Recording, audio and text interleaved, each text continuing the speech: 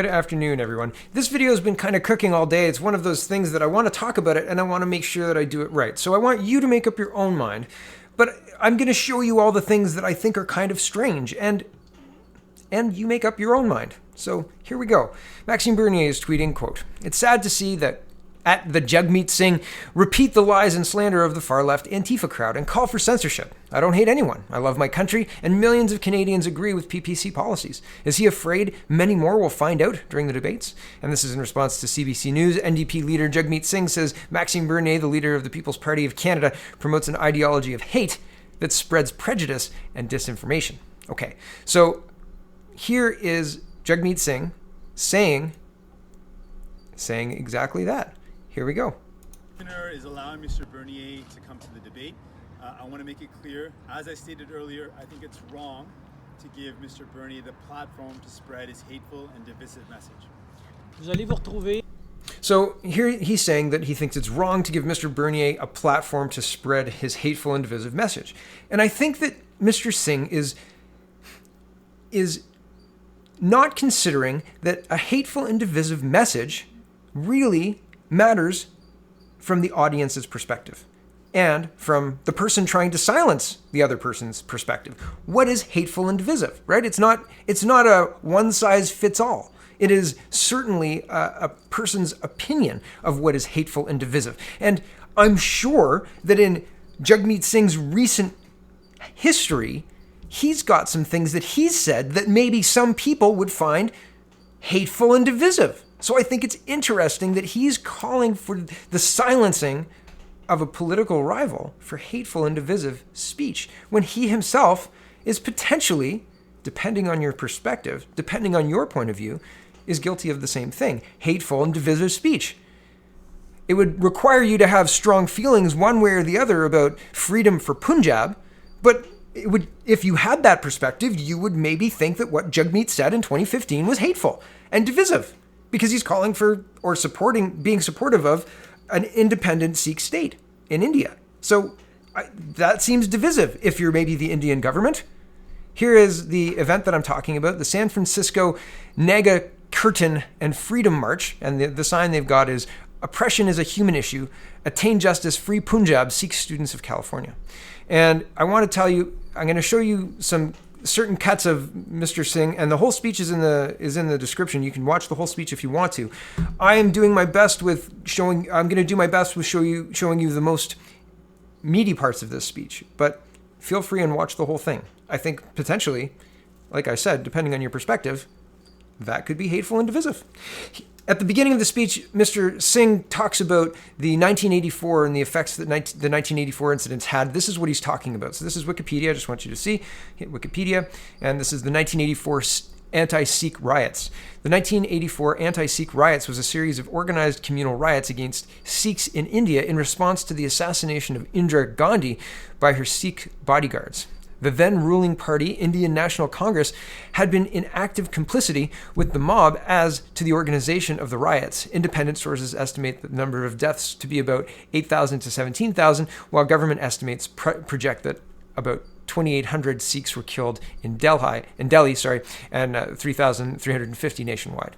Violence continued in the early 1980s due to the armed Sikh separatist Khalistan movement,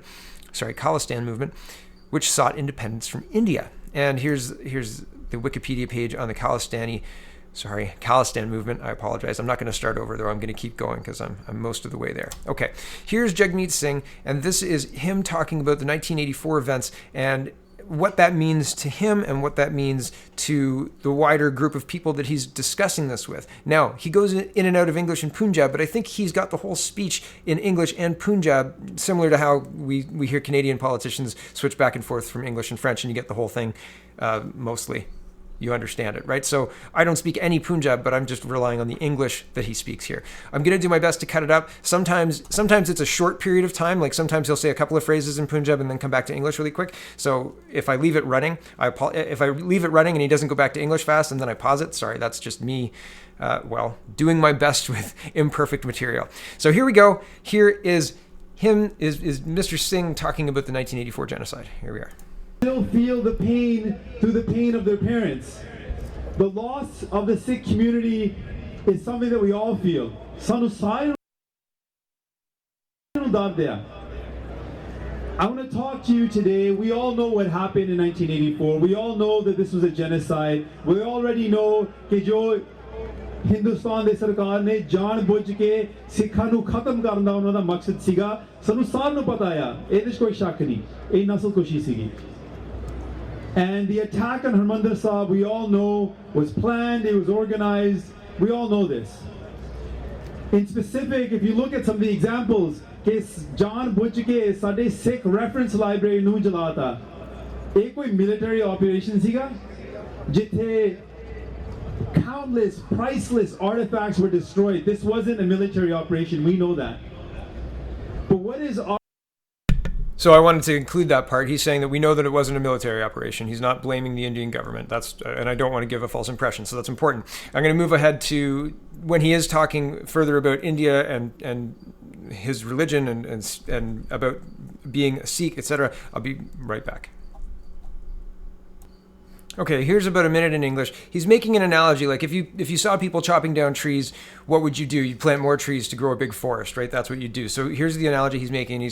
So we're going to go through this till about 11 and a half minutes. So this is a couple of minutes to listen. I'll do my best to just put the English in, okay? But there is some Punjab in there. Deal with it. Apologies. Go. They're chopping down trees. Let's say we're concerned about the environment and people are chopping down trees. Our response would be, let's grow more trees, let's plant more seeds. That's what we need to do as Sikhs. They're attacking us as Sikhs for our identity, for our beliefs. Our response must be, let's create more Sikhs. Let's build more Sikhi, let's grow more Sikhi, let's plant the seeds of Sikhi. That's our response. If they want to cut them, they want to end us, then our response will be, you will not end us, we will grow stronger, we will grow louder and prouder, you will see more Sikhs across this country, you will see more Sikhs across this world. And one of the beauties of Sikhi is that Sikhi isn't a faith of numbers. Sikhi, we've never had the majority of numbers, we've had the strength of our beliefs. Our beliefs are what have threatened people. There isn't just by chance that Sikhs were targeted. एक कोई अचानक की गल नहीं सी कि हिंदुस्तान सरकार ने सानू टारगेट कीता या ये अचानक ही नहीं होया. This wasn't by chance. This is something that has happened to Sikhs since the beginning of our history. ते तुसी सोचो कि इतना क्यों होया? Okay, and I'm going to pause it there and jump ahead just a little bit. This is a threat to Zulmi Sarkara. And that threat began when we talked about equality, when we talked about freedom for all people, when we talked about equality of men and women, and that threat continues to today. Because if you look at Hindustan right now, Hindustan is built, India is built on inequality. Hindustan banaya inequality utte. जिस देश दे विच तकरीबन 90% लोग भुखे मर रहे ने तां उस देश दे विच. And here's kind of the end of this part. So what we need to do as a response when we talk about genocide, our response must be, we must love Sikhi, grow towards Sikhi, learn more about the Guru Granth Sahib, learn more about the path of our Gurus, learn more about what it means to be a Sikh. That's our response to the genocide. And I'll cue up the last clip I want you to see. We need leaders that stand up for this community, and each and every one of you can be a Sikh leader. The youth that are here today are our future. We need to encourage them to be our leaders because we need this leadership to grow the Qawm. We need to respond to this genocide. We need to stand together for Sikhi and for humanity. We're the only spiritual tradition in the world. ਜਿਹੜੇ ਰੋਜ਼ ਅਸੀਂ ਅਰਦਾਸ ਕਰਦੇ ਹਾਂ ਸਰਬੱਤ ਦਾ ਭਲਾ ਬਾਰੇ ਤੇ ਅਸੀਂ ਇਸ ਸੋਹਣੇ ਬੂਟੇ ਨੂੰ ਹੋਰ ਪ੍ਰਫੁੱਲਿਤ ਕਰਨ ਲਈ we need to engage all of our youth, all the people here today. Thank you so much for giving me some time to share my. I didn't realize sorry if you heard me breathing there. However, okay, so imagine, let's take all of the other stuff aside and imagine Maxime Bernier being that enthusiastic about his religion or enthusiastic about backing not a separatist movement, but I mean, a very, very clear us and them, right? It would almost be hate speech, depending on your perspective, right? And I find it interesting that Jagmeet Singh feels comfortable coming out and saying, you can't espouse hate speech on the debate stage because I feel that's hate speech. And depending on your perspective, Mr. Singh, in 2015, and I want to be really clear, this is 2015, this is not current, this is not right now. He's released a statement about this. There's a Spencer Fernando article I'll link that you can read through, and I'll perhaps show it right now. But my point isn't, this is awful. My point is, it's a matter of perspective what hate speech is. And if Mr. Singh wants to shut down his version of hate speech, why isn't the other perspective taken into consideration? Why aren't other perspectives taken into consideration? It's very interesting to me, right? Here's the statement, my statement regarding an event I attended in San Francisco in 2015. So this is at Spencer Fernando, and his statement is, I condemn all acts of terrorism in every part of the world, regardless of who the perpetrators are or who the victims are. And you can read it. You know what? I'll read it all because I want to be fair. Okay, here we go. Statement from Jagmeet Singh on March 14th, 2018. I condemn all acts of terrorism in every part of the world, regardless of who the perpetrators are or who the victims are. Terrorism can never be seen as a way to advance the cause of any one group. It only leads to suffering, pain, and death. I've long been an advocate for peace and human rights in Canada and around the globe. It is important to name human rights atrocities as I have done in order to expose them and ensure they do not happen again. The 1984 Sikh genocide in India was a horrific episode in which many thousands of Sikhs were ruthlessly murdered and thousands more were disappeared. In 2017, the Ontario legislature recognized these events targeting a religious minority as genocide. During the time of persecution in the 1980s and 1990s, many Sikhs fled India and were accepted into Canada as refugees.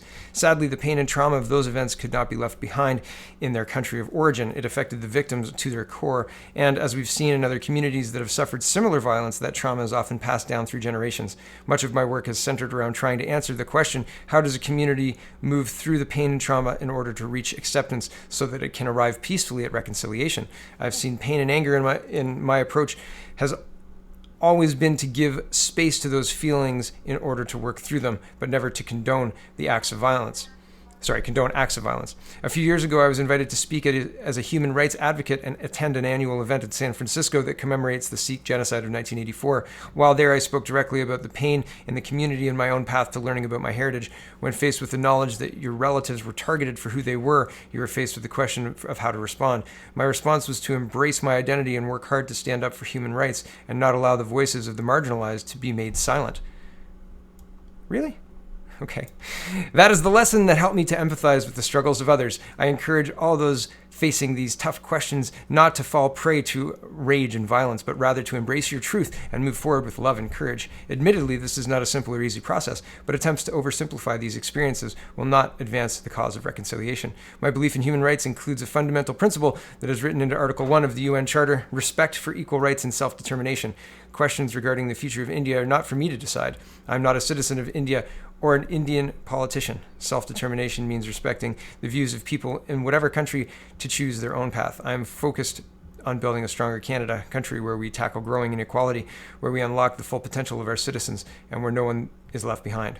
So again, I find it interesting, not to allow the voices of the marginalized be made silent. What about the voices of a lot of people who have been systemically silenced through social media and crooked polling and politicians who stand there and say, you can't have hate speech on the debate stage? It's the same thing. I really don't see how Mr. Singh can miss that. And maybe it's me. Maybe I'm the person who's getting it completely wrong. Maybe I'm wrong, but I think the electorate should be the one to tell us that, Mr. Singh, and not you. That's the point. The electorate gets to say who's right and who's wrong, and the electorate gets to decide what is so abhorrent that cannot be uttered and what is fair game for discussion, and not politicians. That's what I think. Thanks for watching, everybody. What do you think? Let me know in the comments. I'm interested. Am I wrong? I can be wrong. I'm willing to be wrong. Let me know. Thanks for watching, everybody. Don't forget to vote. Voting day is October 21st this year.